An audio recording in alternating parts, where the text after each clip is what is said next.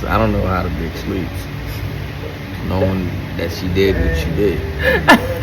It's crazy. It's just straight vocals. It's honest. It's vulnerable. It's all the things that women claim that they want.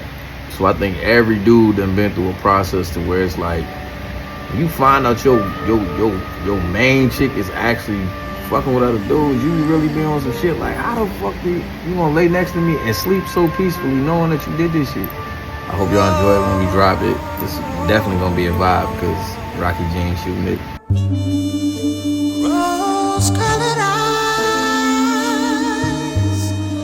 white satin sheets,